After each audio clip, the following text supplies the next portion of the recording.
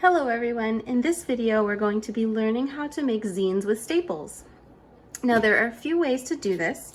The first being cutting out a few pieces of paper. You can see that I've already folded mine, and you fold it into a little booklet, and then you staple on the inside of the booklet down the middle. Now when you do it this way, you have to be careful of the order of your pages, because stacking your pages how you want to read them is not going to make it so that it is readable. So I've made an example. I've created a book here, and each leaflet I've made in the order that I want to read these pages. However, when I stack them on top of one another, you'll notice that although that first page said pages 1 and 2, it doesn't read that way because you're stacking them on top of each other starting from the middle, and you're not stacking them on each other like this. Now this is really important because if you want to replicate this zine or make a copy of it, you have to be very careful on how you organize these pages before you copy them. They're going to look somewhat like this, and that's okay. It just means that you have to be very careful about how you order them. So the best way to sort of counteract this is by taking a blank sheet like this, it's like a blank template, and actually writing on each page after they've been folded into a booklet to determine how you want your order to be. And once you do that, you get something like this, where you have the correct order. But if you can see, this page has both 4 and 5, but the page before it has going to have both 3 and 6. And it's not going to look right unless it's in this booklet. So just keep that in mind when you do it this way.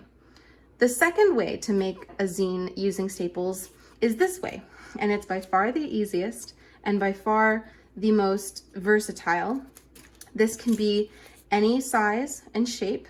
You can use as many staples or as little. I made this teensy tiny example to show.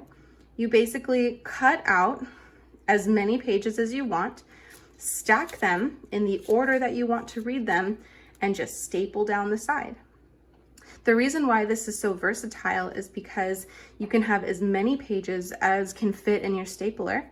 A general stapler can hold between maybe 5 and 8 pages, but there are heavy-duty staplers out there that can hold many more. You can decorate the sides of the page, and you can actually control the content on how you copy it. If you want to make copies of this and distribute it, all you'd have to do is, before stapling it, lay them out on the copier, or even before cutting them out from the page, and just make a copy of your zine. So I've made an example of this type of zine. It's a zine of all things May. And as you can see, I've practiced this video before. However, this zine is about 12 pages long, including the title page. And I have decorated it before I stapled.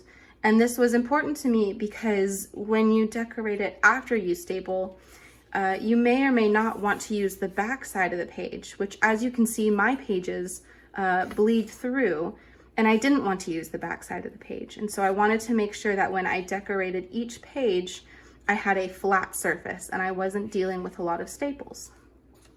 So now that we have our finished zine, we're going to staple this. I'm going to start in the middle to make sure that everything is balanced. And I'm gonna give it 3.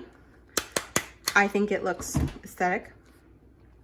Except I don't like the look of the staples on the side. And I think I'd like to have something a little more decorative to hide those staples. And the best way to do this, in my opinion, is to use washi tape, because I love washi tape. So I have a piece of tape already cut out, and I'm going to put it directly on the spine to make sure that it covers those staples. As you can see, there's a little bit of bump, but really you can't see it at all. And then when you turn it around, these should overlap just a little bit to make sure that you get a clean seal on your washi tape.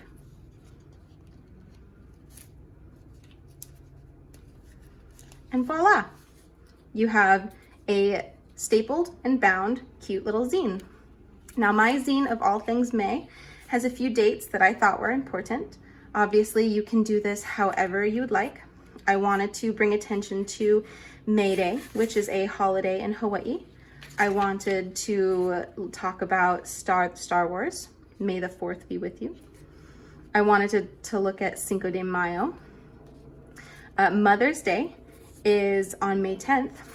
Here's something that you have to watch out for, is when you do this stapling technique, there is a certain amount of unusable space in this zine, and I've stapled accidentally over the H.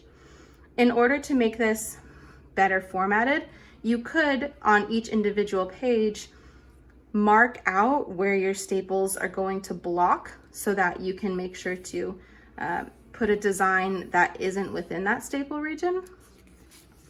Otherwise, I think the rest of my pages look okay. And that's that. Thanks for watching this video, guys. I hope you had a great May.